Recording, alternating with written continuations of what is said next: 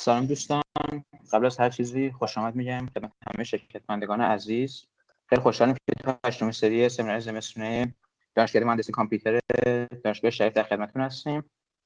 اگه در حین ارائه سوالی داشتین توی گوگل فرمی که داخل چت باکس هست و داخل استریم هم پین میشه در خدمتتونیم و بپرسین.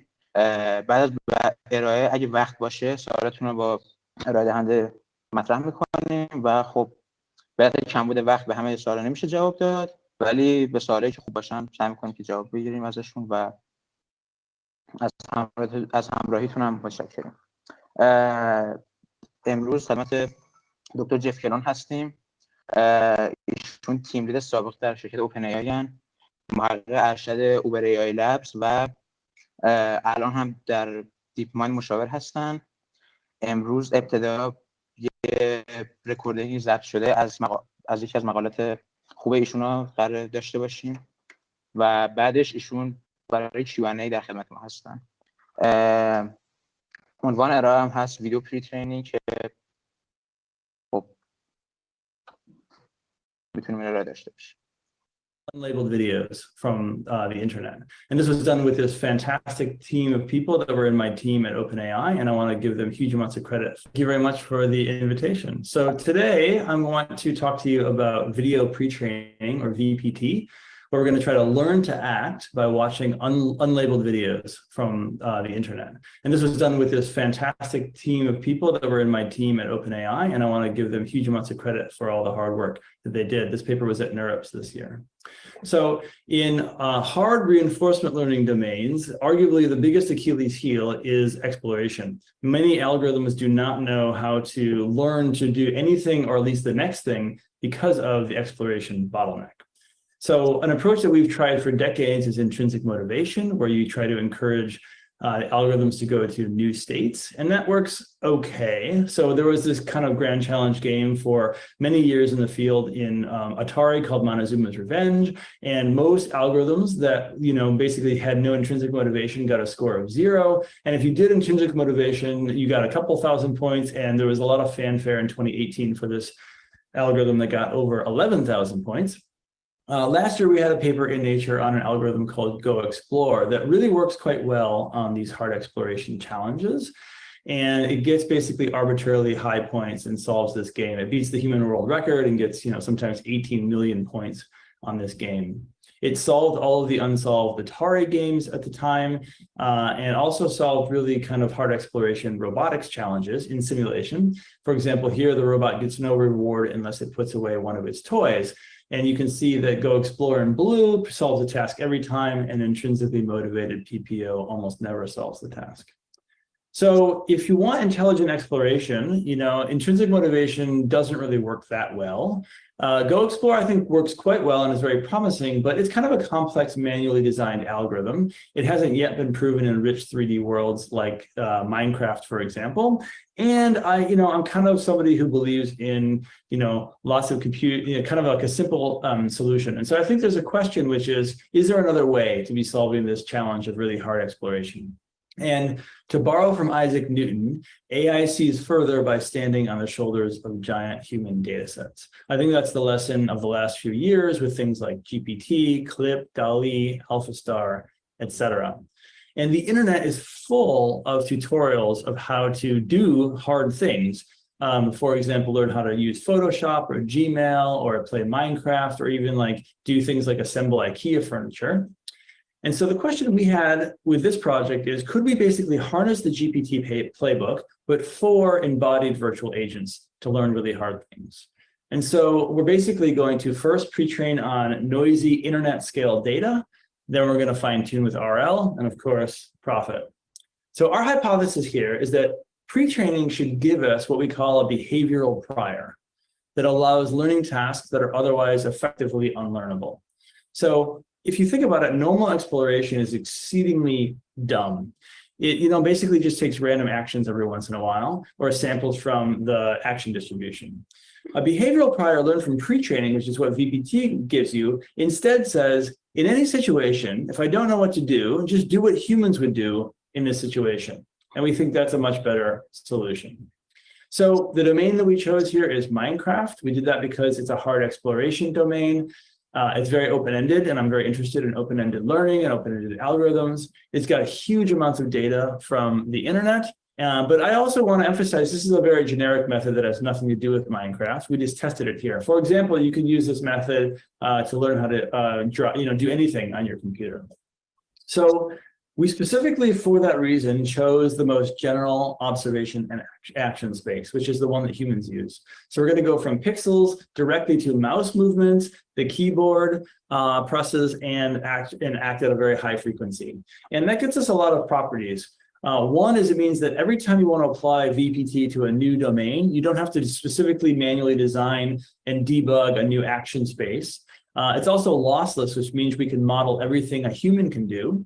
If we see a human doing it, we should be able to do it. And also, it's just really pushing the limits of our algorithms because it means that we're not simplifying the domain specifically for RL. We're really trying to learn to do what humans can do, which is one of the goals of AGI research. All right. The challenge with this approach is that videos on the internet are unlabeled. So unlike for text, music, and image, you don't get the next bit of label for free. So, in text, you get the next word, in music, the next note, and in images, the next pixel. But in a video of somebody doing something on the internet, you don't know what actions they're taking that produce that video. For example, in Minecraft, if they, what buttons they're pressing and how they're moving their mouse. So to solve that problem, we train an inverse dynamics model, or IDM, which just learns to predict the action that must have been taken at every time step, given the past and the future. And that's actually a pretty easy problem. For example, if you saw this little video here, you could tell that the agent must have pressed the jump button just by looking at the past and the future. So that gives us this IDM over here, and that allows us to go and label online videos once we train that. And then we can just do behavioral cloning at scale in the GPT sense. So you go from past video to the next action that should be taken, train out a whole bunch of data. We ended up using 70,000 hours of data. And then you can auto-regressively roll this thing out in a simulator by just doing next action, next action, next action. So we here trained a 500 million parameter transformer and ResNet to do that. All right, so one important hypothesis underlying this work is that, if you have a limited amount of data, then basically an IDM is an easier thing to train than a behavioral cloning model. So behavioral cloning is really, really hard, and that's why you'd expect it to be data hungry. It has to predict the next action from the past only. So in a situation like the one you see here on the left, it has to figure out, is the human going to build a house or a farm, for example? That means that the model has to model what humans' intent is, but also how to accomplish those very, very difficult tasks. An IDM, in contrast, gets to see the past and the future. All it needs to really understand is the physics of the game, which usually are general and apply everywhere in the game, which is, for example, that the jump button makes the character fly up in the air. All right, so the high-level view of our method here, you're going to collect internet data. We got about 70,000 hours. You then train the inverse dynamics model. Which, to do that, we paid contractors up to play Minecraft for about 2,000 hours. And there we're recording the actions they're taking while they're playing it. Those are the labeled data we give to the IDM to train it. And it then learns, given this past and future, this is the action that was taken. That then allows us to label all of the unlabeled videos we got from the internet. And then we can behavioral clone at scale. So here we can now look at the answer to the question of whether the IDM is easier than the behavioral cloning model to train. And you can see loss curves here. So, lower is better. And immediately, even at very low data, the BC is already worse off. And then look at the scaling laws. As you add orders of magnitude more data, you can learn the BC task, but its learning is shallow. It's very hard to learn. Whereas the IDM kind of quickly saturates and performs very well. And you basically are seeing roughly a 2 order of magnitude difference. So it would be far better to solve this problem, the IDM problem, take that solution and then go get the data that you need to solve the much harder BC problem than directly try to go get the BC data.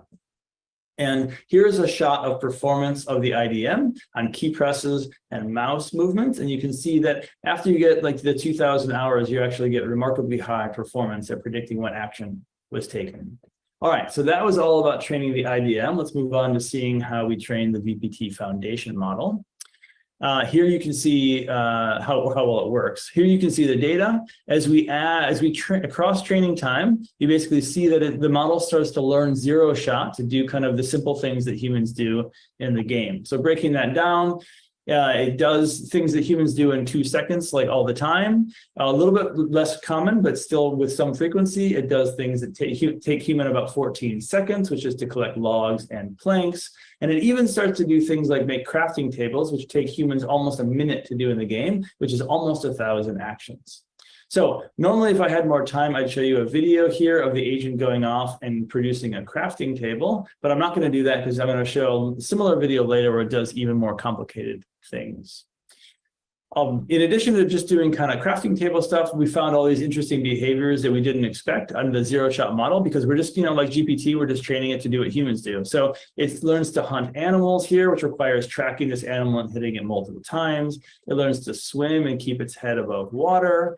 It learns to eat food, and it even learns to do this Minecraft kind of specific behavior that humans do all the time in the game, which is pillar jumping, where you jump up and you put a block below you to produce, to a really, really tall pillar go up in the air. So that's just pre-training on kind of generic data off of the internet. Another thing we can do, which comes from the GPT playbook, is we can fine-tune via supervised learning, via behavioral cloning, but to a narrower data set.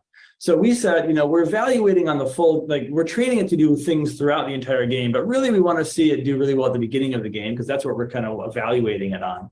Our evaluations never get to the end of the game. So we ask contractors to do stuff that's very common to do in the beginning of the game, which is to go and build a house.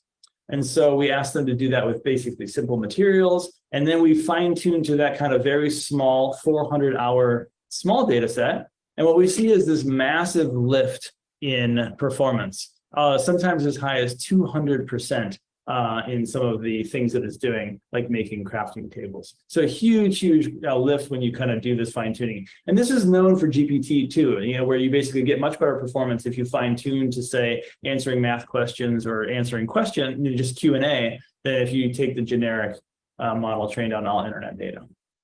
So some of this, we also, with this fine-tuned thing, we start to see the first emergence of wooden tools and stone tools, which take humans over 2 minutes and almost 3,000 actions to perform, which is pretty cool. So we're going to use this model, this early game model, this green model is our kind of basis when we go into RL training.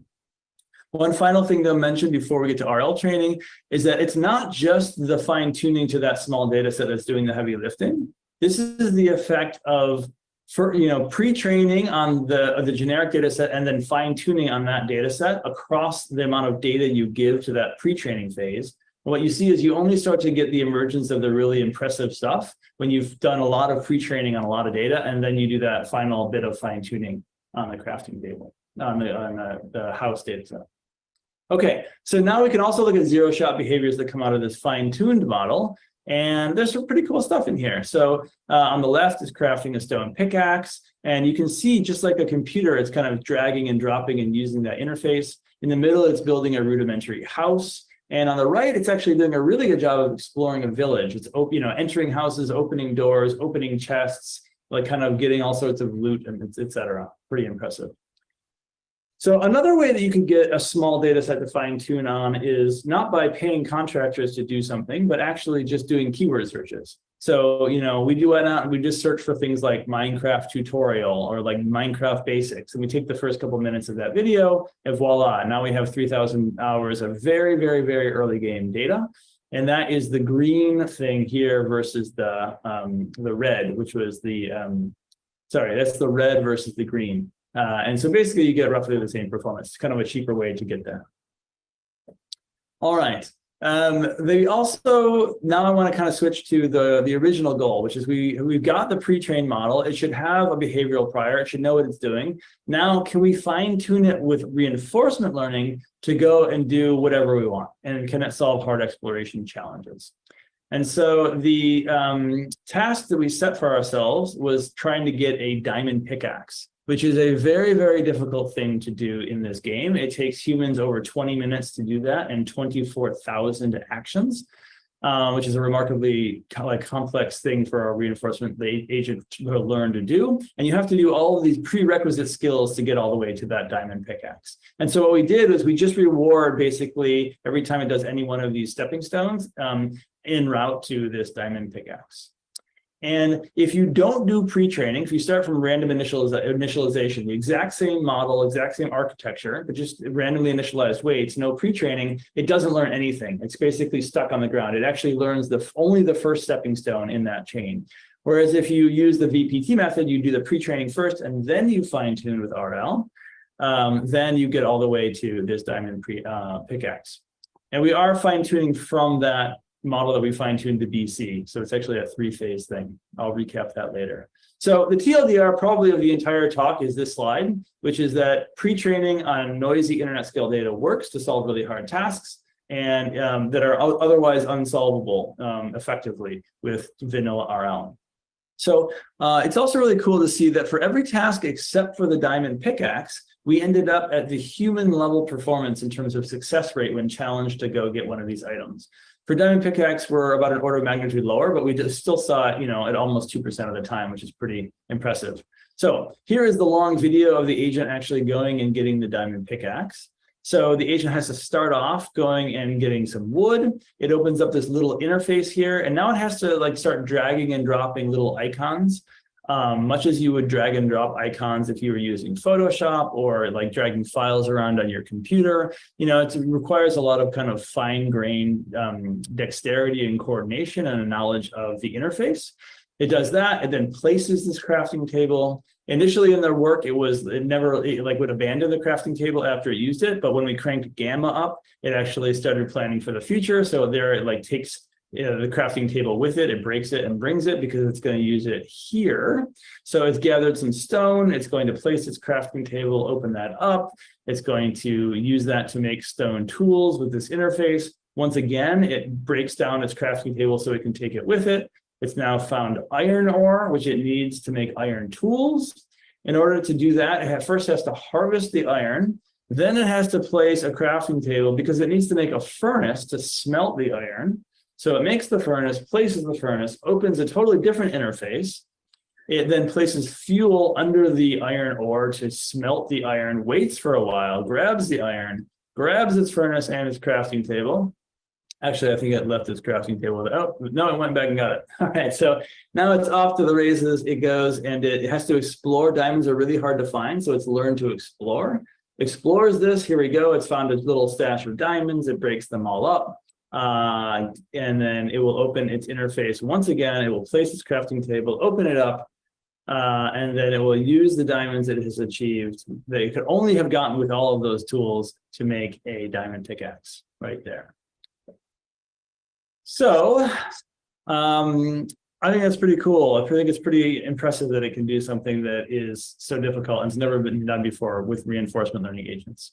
So now I want to talk about adding language, which I'm super excited about and is a theme of this workshop. So text conditioning gives us all these really nice benefits. It gives us steerability. We can ask for specific things, and that enables zero-shot performance of new tasks. It gives us generalization via compositionality that allows flexibility, so we can ask for basically anything. And we've seen with things like GPT and DALL-E that this is a really, really good playbook. The language is very powerful. So our hypothesis is that we should get the same benefits for embodied agents if we train at massive scale on effectively action given not only past, but past plus text. And so the cool thing is that data is already there. So all of these YouTube videos, or many of them, you have a human that's doing narration while they're doing tasks, saying like, oh, first I need to go chop wood, and then I need to go, bring up my crafting window, and you drag and drop these things in this particular order. And so you're getting this running commentary about what you're planning on doing in the future and how to do it. And so all we do is take those closed captions and add them as input to the model when it's trying to predict the next action.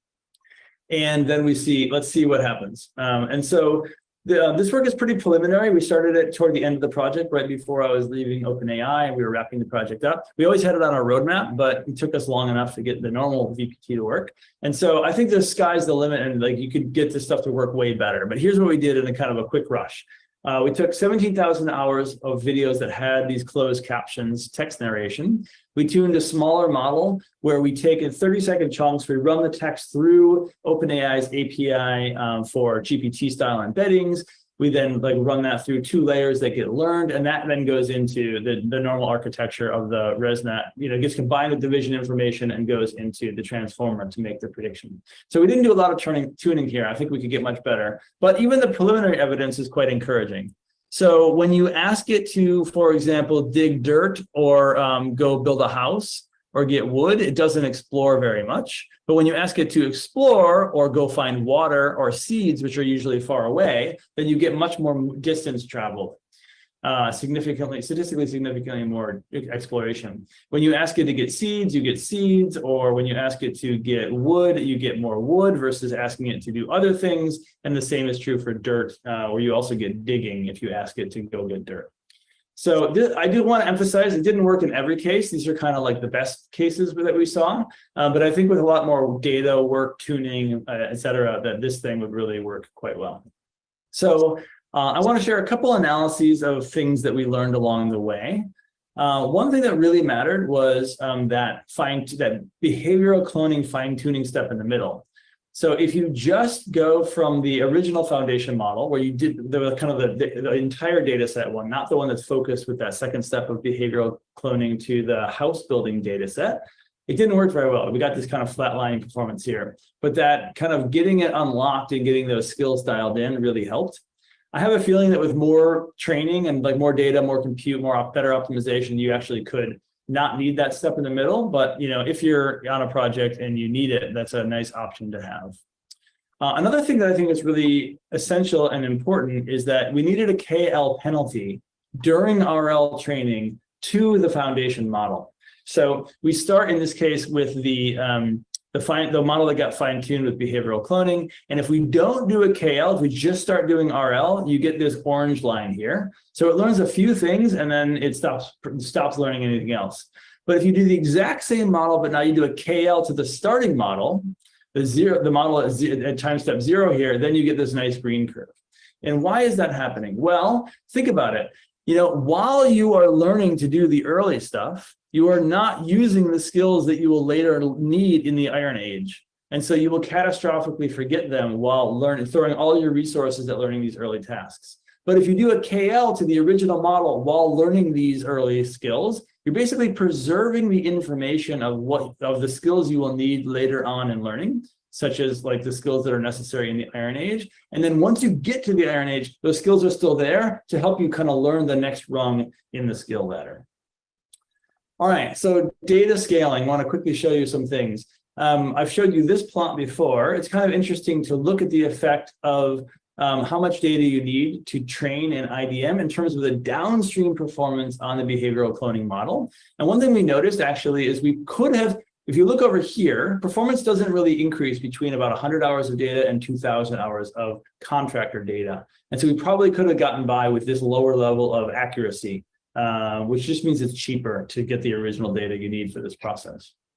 Another thing we thought was pretty interesting is comparing what happens if you just do behavioral cloning on the data from contractors versus using that data to train an IDM to label noisy internet data and then train behavioral cloning at much greater scale. And that's what you see here. So focus on the right plot here. This is after fine tuning.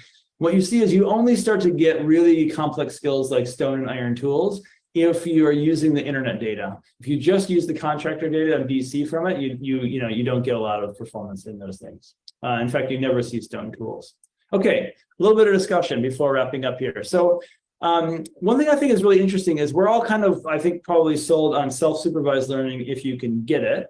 It's a pretty good idea, we know that. But I think self-supervised learning usually gives you what I would call a representational prior. It helps you see and understand the world. Like if you did pixel prediction or video prediction or something, then you might know that these are chests. You might not know the word for it, but you might know basically what they are, but you wouldn't know what to do when you see them.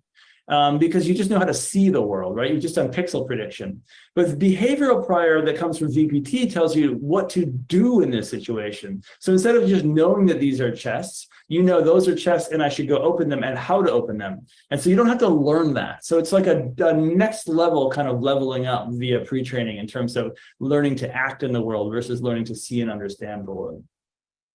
Another cool idea that we had throughout the project actually was that we were hoping that we could train a general IDM in like a feature project that would not just work in Minecraft, might work across different domains. We actually saw somebody take our Minecraft thing and have it watch some other game and was decent at making predictions. But this work from Venuto actually confirmed our kind of wildest dream, which is that you can actually train a general IDM. So this work followed up on VPT and showed you can kind of train a generic IDM. And then when you give it the next task, you only have to give it a little tiny bit of data on that next task, and you can quickly fine tune it to do well on that task, which is pretty cool. All right, so to conclude, VPT can learn to act directly from vast, noisy, unlabeled online video. It does that by learning a behavioral prior, which we think is likely much better than a representational prior. It would be cool to go do that as a specific study, compare it to other techniques that just give you the representational prior. We didn't do that, but my money's on the behavioral prior. We also think that, and have shown really, that VPT is much better than doing behavioral cloning if you have a small amount of data. It's much better to take that data, train an IDM, and then unlock the internet's data rather than just be seeing that small amount of data, which is really cool if you think about it. You can take like $2,000 worth of contractor data and unlock the millions and millions of dollars of unlabeled data that's on the internet. That if you had to pay for that, pay contractors to produce it, would take something like millions or more of money, hundreds of millions. So another cool thing is that VPT can use the human interface directly, mouse, keyboard, and act at 20 hertz. And like GPT, it has really nice zero-shot behavior. But it also gets much, much better if you start fine-tuning it in a pretty simple and efficient way to take advantage of with small targeted data sets. So you can kind of turn that nice generic prior into something that really works well in the targeted situation that you care about. And finally, or not finally, but finally for this slide, the three-phase thing worked surprisingly well for us. Pre-training on generic data, then BC fine-tuning. So supervised learning, behavioral cloning to a narrow targeted data set, and then doing RL from that. That was the best combination for us. And then the final slide of conclusions is that I thought it was really interesting that this KL penalty to the original model helped maintain the skills that were necessary for later learning by combining catastrophic forgetting and allowing exploration to persist for a really long time, basically to protect that behavioral prior until you need it. We saw all the kind of classic things you see out of OpenAI papers in terms of scaling, helping data. More data helps, bigger models help, and longer training helps. And in the end, the most important result is it learned to do a very, very difficult task that takes skilled humans over 20 minutes on a computer. And I want to think about that. Like, I think this method will work very well for computer using agents that use any software on your computer. And just think of all the things that you can do on your computer in 20 minutes. If you had a virtual assistant that could do that, I would be pretty happy. And I bet a lot of people would as well. So that's kind of really exciting. And then the final thing I just think is tremendously exciting is combining this with text, where you can tell the agent what you want it to do and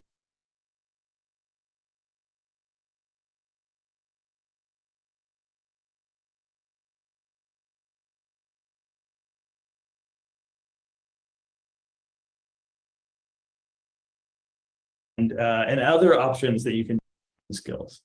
So with that, I want to thank all of my collaborators on the project, this fantastic team of people you see listed here, the organizers for the invitation, the reviewers at NeurIPS, and all of you for listening. Thank you.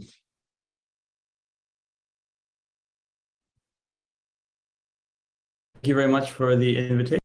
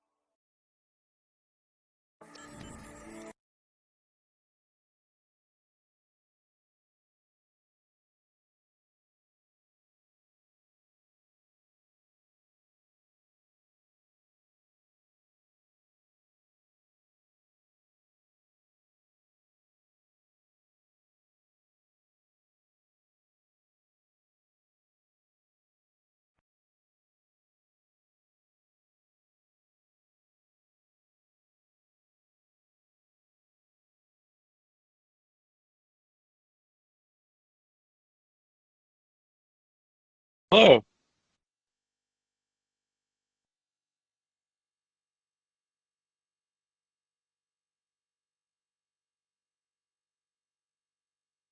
Sounds good.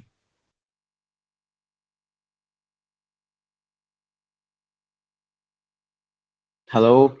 Today we are honored by the presence of Dr. Jeff Clune, Associate Professor of the University of British Columbia, Canada CFAR area chair and faculty member, senior research advisor at DeepMind, former research team leader at OpenAI, and former senior research scientist at Uber AI Labs. I was fascinated by the PreTraining, and I think it was really genius. I have some questions I want to ask you, and some of the questions that the audience asked me in the forum. First one, what kind of pre-processing was needed on the unlabeled data? For example, in Twitch or YouTube videos, there are personal brand logos, webcams, and other noises like donation, when someone donates and a prompt comes. And can it cause the IDM to misbehave in certain situations? Great question. So can you hear me well? Yeah. Okay, great. It's clear. A couple answers on that. One is that we thought that would be a big problem. So one of the first things we did in the project was that we set out to separate what we call clean data from the rest. And so we call clean data the kind of data that doesn't have the things that you mentioned. It doesn't have like a picture-in-picture with the broadcaster's video of their face. It doesn't have watermarks and transitions and weird stuff. And so to do that, we actually just trained a support vector machine with some labeled data to try to tell the two apart. And it worked really, really well, and it produced clean data really easily. So for the entire project, we pretty much did that first, got rid of most of that data, and then we only had the clean stuff. Now, we actually wanted to, but never ended up having the time. We never went back and tested how we would have done had we used the unclean data, the raw data.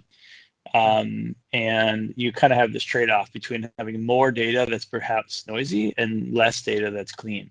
And so for all we know, we could have done okay by training on the dirty data, but we never tried that.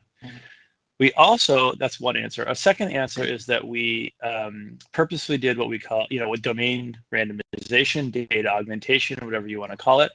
We, in our training of the IDM, the model that's supposed to provide the labels, we went and we added fake logos and watermarks and boxes that said click here and picture-in-picture videos. So basically, via augmentation, we're trying to make ourselves robust to that because we didn't know that our clean filter was going to be perfect and we wanted it to be robust. And so that's a second thing you can do to deal with this dirty data. But the shortest answer is that we don't really know the effect of that because we never studied it. And that would actually be a really interesting paper. If anybody is listening and wanted to go study that, that'd be a really interesting thing to study and useful thing to study. Interesting. So it helps the generalization of custom configs in the videos too. Like, for example, if someone changes the brightness or use the mod to, for example, change the characters or objects, with the augmentation you added, it would help with the IDM model. Yeah. We added that with the assumption that it would help. I don't know if we ever went and studied to what extent augmentation itself is also helping. I cannot even remember. We tried so many things. And not just, we definitely did brightness, and we did the stuff that I mentioned, like watermarks and picture-in-picture. But we also did things like the mouse cursor, because different computers have different sized mice and brightnesses and all that stuff. So yeah, pretty much tried to cover what we thought would be the main dimensions of variation in the different videos we would see to make our model robust to that. Yeah, very nice. Another question: how using the original user interface of the game affected the results? I mean, it enables the use of almost raw unlabeled videos online, and it's a very big amount of data, but doesn't it also expand the action space exponentially? I think, for example, an action like drag and drop needs a constant click of the mouse and a certain path for the cursor to follow. And doesn't it cause the model complexity to be very big and maybe it's not worth the use of raw data. Let me see if I understand your question. I think what you're asking is yes. you could have done what people traditionally do in reinforcement learning, which is simplify the action space to make it easier for RL. Like you could have made one action be the equivalent of a 10-second or 15-second drag and drop sequence to craft a particular thing. You could have made the model not have to deal with the raw keyboard and mouse, but instead have a macro for attack and a macro for break a block and a macro for craft this item, and maybe not operate at the same frequency, 20 frames per second. You could have done like 2 frames per second, but you didn't. You chose a harder path, and you're asking me why. Is that right? Yes. Yeah, the answer is because we wanted to be hard. We wanted to be general, and we wanted to try to basically de-risk or validate the idea that we can learn to do really hard tasks that humans do on computers. And so if you want to take our method and you want to apply it to Photoshop, or you want to apply it to paying your taxes or booking travel or manipulating Excel or Word or any Google Docs or anything, we didn't want to only have a method that works when you have a game that can be properly simplified. We didn't want a method that only works if somebody spends time to pick the right abstraction.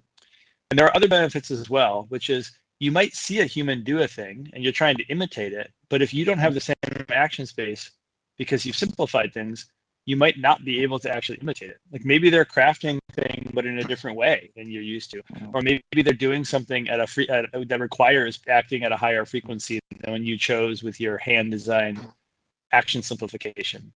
So we wanted to say, if the human can do it, we can do it. We also wanted to say, if this works here, it'll work for any possible computer use situation in any kind of app. So it's like the most general thing, and it takes advantage of the human data the best. And so for all those reasons, we wanted to be in this harder space. That's very good. But what maybe a worry was maybe, for example, if the agent opens the text part or the chat part of the game and the other keys won't work because it just starts typing random things to say to other players instead of taking actions. It didn't happen, for example, searching the inventory instead of doing actions.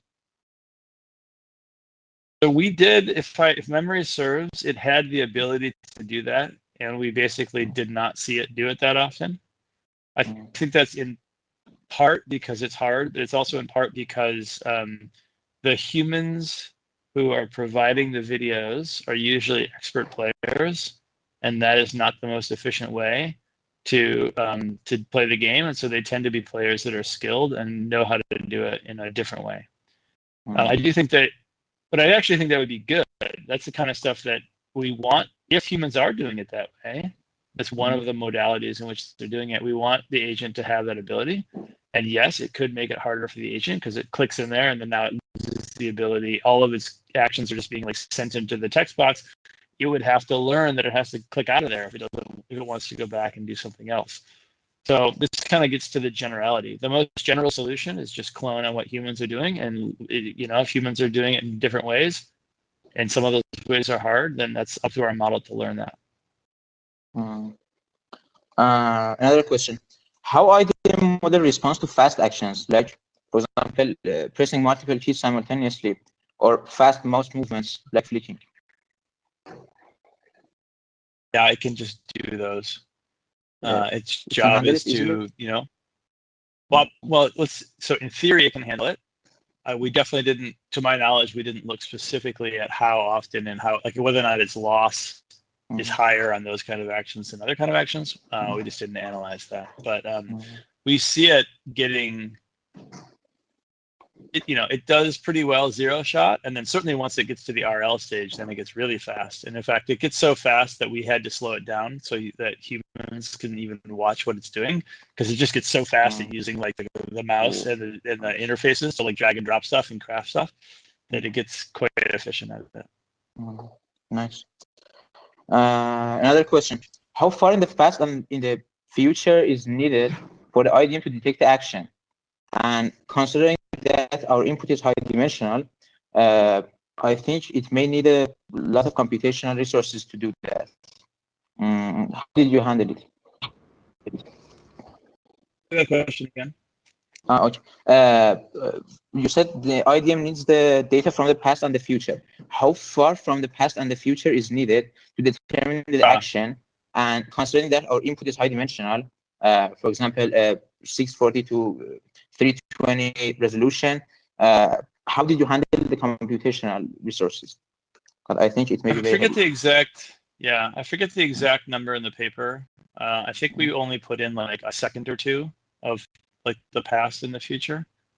So it's not seeing huge amounts of context. It's just kind of, because it's a pretty easy task. Like if the character jumps, you don't need to know what it was doing like a minute ago to make a guess that it jumps. That might be a little bit of a game specific thing, you know, like you could imagine some domains where if I like, you know, say, hey, I'm going to you know, copy this text from this document, and then I want to go and log into my bank account and paste it into some file in my bank, you know, it might take me a while to log in. And so once I get to this particular window, to predict what I'm going to do, which is paste, you have to know what I was doing a minute ago. And so that might be a parameter that has to be tuned as you go to different applications. Computationally, yeah, it's a pretty big model. You know, if you give it a second or two at 20 frames per second, you're talking about 20 or 2 seconds would be 40 input frames, and then that's past and future. So 80, you know, that's big, but it's not prohibitive. And so if my memory serves, we use the same size model for the IDM as the policy, which is a 500 million parameter model, but I might be forgetting some details. We changed that around a lot. And I think we did some ablations in the paper for like how far into the past you need to go. But you know, to be fair, we are using OpenAI compute, so we had large amounts of compute resources. I think you could get by with a far less. Is the short answer to your question. Another question. A lot of the time, users are AFK in their videos, and I think maybe that would cause the model to overfit on doing nothing. Did that happen to you? Yeah, that's a great question. So we this really plagued us at the beginning of the project. When we first started training the model just did nothing. Like you would train it out a whole bunch of human data, you would hit go, and it would just stand there and do nothing. And we had all sorts of theories as to why that was happening. And one of our theories was that maybe there are these really big AFK moments. For people that don't know what that is, it's away from keyboard. And we were like, it's doubly dangerous. One, there might be lots of data where somebody's just away for like 5 minutes. But also, it's completely impossible to predict when a human is going to come back from being away from their keyboard.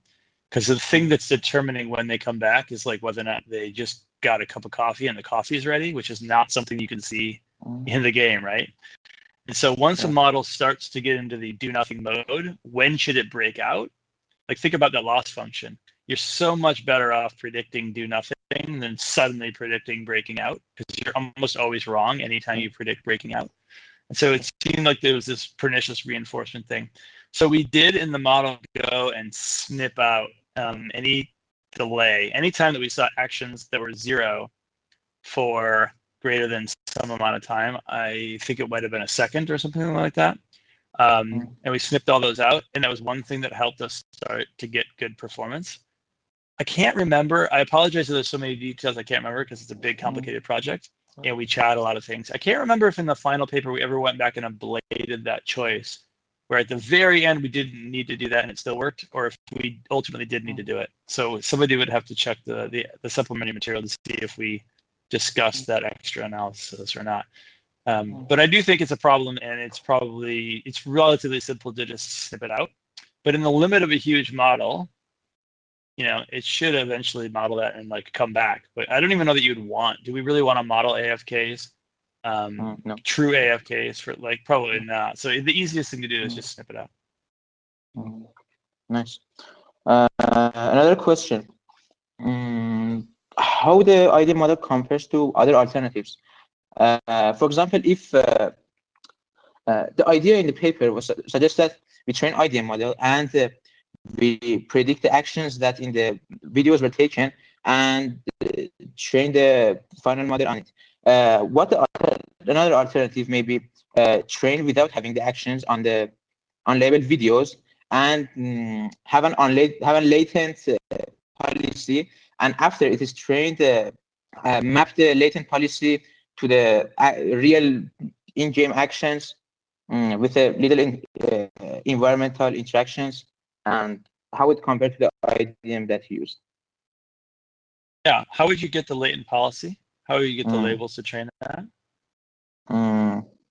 For example, like how we normally see, for example, if we see a game, we see the player jump and do other kind of stuff. We don't know the keys, but we may have an understanding of how the mechanics should work.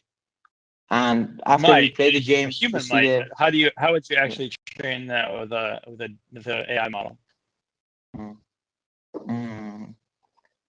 Latent map how the frame changes to the policy that we think may have. For example, if we see for example, the jump action, we see that every time the unknown action happens, we see that a similar pattern of frames happens again, and we map it to a latent policy, maybe. Yeah. So there is work in this domain. I was just curious to hear how you or the question asker is thinking about it. But there is work in this direction, and it's primarily been done, to my knowledge, by Ashley Edwards, who was at Georgia Tech for her PhD, and then came to my group at Uber AI Labs after she did that work, and is now at DeepMind. And her work is great, and it basically does exactly what you're saying. I think it's super promising and interesting. I think that there are some challenges that she talks about in her work that have not yet been solved, but I think it's a fascinating research direction. But it's not straightforward. I guess that's my answer. It's complicated to get right, and there are issues of consistency that show up a lot, where you're like, okay, you're asking me to map the jump action to some latent action. Well, I can do that, but then later in the game or in a different part of the game, I'll map jump to some different latent action, and it's hard to actually make the model be consistent across time as to which latent action responds to which thing, the way that it's set up, and that can create a lot of problems and is an unsolved challenge. So in short, you have to go solve a whole bunch of problems there before you can even get it off to the races. And I think the IDM approach is actually much simpler, and so that's why we went with it. But I think this approach needs less data from the contractors and less supervision from us. So I mean, I don't know. I think the contractor data is, we show in the paper you can get by with like like 100 hours. So like anytime I want to solve a domain, it's so easy to get 100 hours of recorded data that just, to me, like, if you have to pay that small cost, maybe ask your friend to play, maybe play yourself, and then you're good. I'd rather do that than go solve two really hard problems. One, which is how do you get the consistency, and two, what is that thing that does the little bit of environmental interactions to bind the keys? Does that work? That sounds like paying researchers for like 5 years to go solve that problem versus paying somebody for 100 hours of data. Yeah, nice. Another question was, can text conditioning cause the model to be smarter? That with less training, we can have more efficient actions doing it. Like in the latest part of the article, we saw that we had to have a contractor play the early game for like some hours, and then the model had to be fine-tuned with it. With the text conditionings in the YouTube videos, can it cause it to be smarter and not need that final fine-tuning? Okay, I want to see if I understand your question. I think what you're saying is, first we pre-train on the big data set from the entire game. Then we fine-tuned to like the early game, like a subset of the game that was really focused on what do you do at the beginning of the game. And that's improved performance a lot, yeah? Yeah. And I think you're asking, and then I think you're also saying, hey, you also had this idea in the paper that we could do text conditioning. Yes. By going from the narrations to what's going on. And if you do that, does it eliminate the need to do the fine tuning step? Is that your question? Yes, exactly. Yeah, I see. The short answer is no, because for a couple of reasons. One, we didn't actually try that. We didn't have enough time to really even get the text conditioning working well, even on the fine-tuned model, let alone going for the zero-shot model, which would have been harder because it was even less skilled. But I should just say that we only pushed a little bit on the text conditioning stuff very late in the project. I was extremely excited about it, and I had it on our roadmap for the entire project. And we were like hoping to get everything to work really fast and easy, and then spend a lot of time on that. But in truth, getting just the main project to work took almost all of the time we had for the project. And then at the very end, I was like, we have to go do this thing. So we tried it kind of pretty quickly. So basically, I think that there are many big papers to come following that roadmap of using the text as well as the videos. And I think there's going to be huge impact. And that's basically like exactly the next step and where a lot of effort should be put. And I do think that it will make things more sample efficient and provide a huge number of other benefits. But we didn't get there because we didn't have enough time to push on that. Yes. Thank you. I think your work was fascinating and it was exciting talking to you. If you have any other notes you want to add, we're excited about it. No, I just say thank you for the invitation, and to everyone who has been paying attention. It's a pleasure to talk to all of you. Yes, thank you. Okay, thank you. Bye-bye. Bye.